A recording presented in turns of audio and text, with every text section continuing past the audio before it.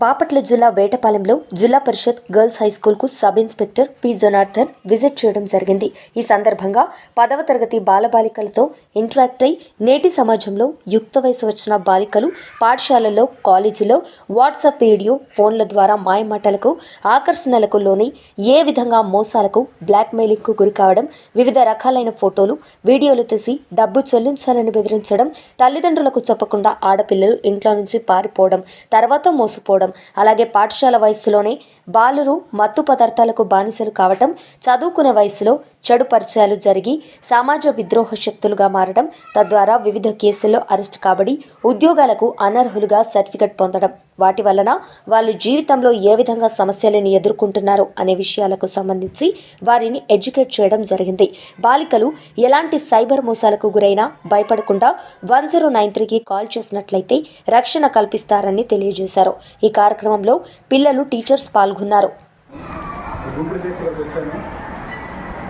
ప్రతి మంగళవారం ఏదో కాలేజ్ కానీ స్కూల్ కానీ విజిట్ చేయాలి అంటే జనరల్గా మేము వెళ్తుంటాం. కానీ ఇప్పుడు గవర్నమెంట్ ప్రోగ్రామ్ పెట్టింది. డీజీ గారు వీక్లీ ప్రోగ్రామ్స్ అని ఇచ్చారు. మనకి ఎన్నో బటన్స్ ఉంటాయి, బందోబస్తులు ఉంటాయి, బయట ల్యాండ్ ఆర్డర్ ప్రాబ్లమ్స్ ఉంటాయి. అన్నీ ఉన్నా కూడా సరే ఏదో ఒక రోజు మీరు వెళ్ళి ఏదో ఒక స్కూల్లో, కాలేజీలో సందర్శించి అక్కడ పిల్లలతో ఇంటరాక్ట్ అయ్యి ఇంకా కొంత గొప్ప ఆ గురించి కావచ్చు, లేకపోతే మీరు చేసే మంచి పనులు, చెడు పనుల గురించి కావచ్చు మాట్లాడమని చెప్పారు. ఆ భాగంగా వచ్చాను జరిగింది. కాకపోతే ముందు టైం చెప్పుకుంటే అందరినీ గ్యాదర్ చేసి ఒక దగ్గర మాట్లాడితే బాగుంటుంది. టైం లేదు కాబట్టి మీ క్లాస్కి వచ్చాం. ఇంకా 10th క్లాసేగా ఎలా చెప్తున్నారు? బాగా చెప్తున్నారా? 3 సెక్షన్ సార్, ఒక సెక్షన్ 50. మీరు బాగా చదువుకుంటున్నారా? మంచిగా ఉంటున్నారా? అంటే మంచిగా ఉండడం అంటే అరవకుండా ఉండడం, పక్కన వాళ్ళకి వెళ్ళకుంటున్నాం అంతేనా? తర్వాత బయటికి వెళ్ళినప్పుడు, ఇంటికి వెళ్ళినప్పుడు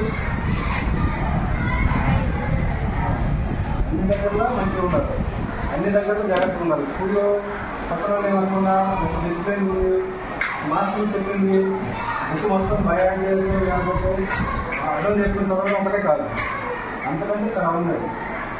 మన బిహేవియర్ మంచిగా ఉంటే అన్నీ మంచిగా ఉంటాయి.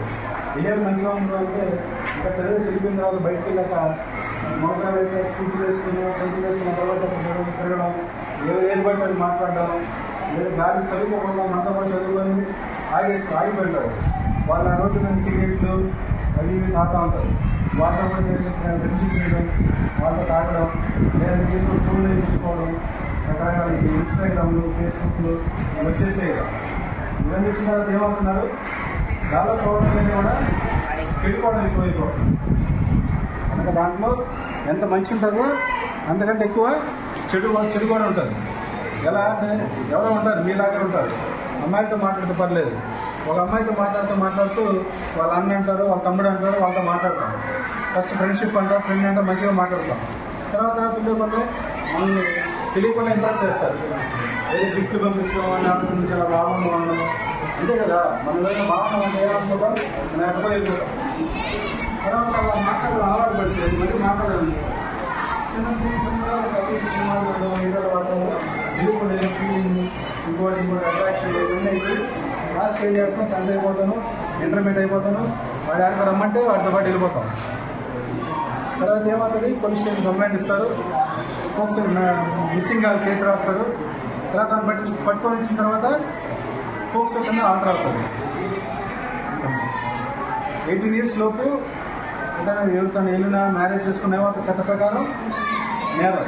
అందరికీ తెలిసినా మనమే చేస్తుంటాం, అన్నీ తెలిసి కూడా మనమే చేస్తాం. వాడు ఏం చేస్తాడా, ఆ అబ్బాయిని జైలుకి పంపిస్తాం, వాళ్ళ అమ్మ వాళ్ళు దాంట్లో ఇన్వాల్వ్ అంటే వాళ్ళని జైలుకి పంపిస్తాం. వాడి జీవితం నాశనం అయిపోతుంది, మనమే హ్యాపీగా ఉంటాం కదా. అది మనకిచ్చిన లేడీస్కి ఇచ్చిన అవకాశం. అంటే ఇప్పుడు కూడా ఎందుకు అన్ని రిజల్ట్స్ ఇచ్చారంటే నాలెడ్జ్ పరంగా, లేకపోతే ఇంకోటి ఎంత బాగున్నా కూడా మైండ్ సెట్ పరంగా లేదు అంటే బలంగా సమాజంలో అందరితో పాటుగా మహిళలు అనేది ఆలోచించలేదండి. అందువల్ల అన్ని బెనిఫిట్స్ ఇచ్చారు. ఎలా అయితే SC, ST, BCలకి రిజర్వేషన్లు ఇచ్చారో అలాగే మహిళలు కూడా కొంత అన్నిటిలో కొంత సర్దుబాటు ఇచ్చారు. ప్రతిదీ మీకు కొంచెం ఎక్కువ అవకాశాలు కావచ్చు, లేకపోతే వాళ్ళు తప్పైనా కూడా సరే వాళ్ళు అంత నాలెడ్జ్ ఉండదు, లేకపోతే అలా అలవాటు చేసింటారు, అలా మోసం చేసింటారు, మీకు ఎక్కువ అవకాశం ఇచ్చారు. అలాంటిది మనం ఉపయోగించుకొని చదువులోనూ వీటల్లో చూపించుకోవాలి తప్ప ఇలాంటి పనులు చేస్తే మన భవిష్యత్తు పాడైపోతుంది. తర్వాత పబ్లిక్లో బ్యాడ్ అయిపోతాం. మన ముందు మంచిగా మాట్లాడినా ఈ అమ్మాయి వాటితో మాట్లాడుతుంది, వీటితో మాట్లాడుతుంది అని మన తల్లిదండ్రులు భవిష్యత్తు పాడైపోతుంది. ఇప్పుడే ఉన్నారు స్టేషన్లో 14 ఏళ్ళు పాప, 2 రోజులు గెలిపింది, ఆడావిడ చేసి పట్టుకొచ్చాం. ఏముంటుంది ఆ బాబుకి, ఏం తెలుస్తుంది? ఎవరో ఫోన్లో మాట్లాడుతున్నారు, రమ్మన్నారు, వెళ్ళిపోయింది. తీసుకెళ్ళిన మంచిగా పంపిస్తారా? ఏదైనా జరిగి ఉంటుంది, జరగడానికి తర్వాత రాదు కదా. అలాంటప్పుడు ఇవన్నీ జాగ్రత్తగా ఆలోచించుకోవాలి. ఇప్పటి నుంచే ప్రతి ఒక్కటి మంచిగా ఉండాలి, చాలా భయంగా ఉండాలి, జాగ్రత్తగా ఉండాలి తప్ప ఈ సమాజంలో బతకలేదు. ప్రతి ఈజీగా అట్రాక్ట్ అయిపోతారు, అంత స్మార్ట్ అయిపోయింది అనమాట. గతంలో అయితే కష్టం ఉండేది కాబట్టి తెలిసేది. ఇళ్ళల్లో అమ్మోళ్ళు ఏం చేస్తున్నారు, నాన్నలు ఏం చేస్తున్నారు. ఇప్పుడు గవర్నమెంట్ స్కూల్కి వచ్చే వాళ్ళందరూ మ్యాక్సిమం స్కూల్ పని చేసుకునే వాళ్ళే ఉంటారు, అంతే కదా. మిడిల్ క్లాస్ ఇంకోటే ఉంటారు. ఏ ఐఏఎస్ ఐపీఎస్ లేకపోతే పెద్ద పెద్ద డబ్బులు ఉన్న వాళ్ళు ఎవరు ఇక్కడ పంపరు కదా. కానీ అక్కడికంటే కూడా ప్రైవేట్ స్కూళ్ళ కంటే కూడా ఎడ్యుకేటెడ్ టీచర్లు ఉంటారు, క్వాలిఫైడ్ టీచర్లు ఉంటారు, మంచి నాలెడ్జ్ ఉంటుంది, మంచిగా చెప్తారు. మేము కూడా గవర్నమెంట్ స్కూల్లో చదివాం కాబట్టి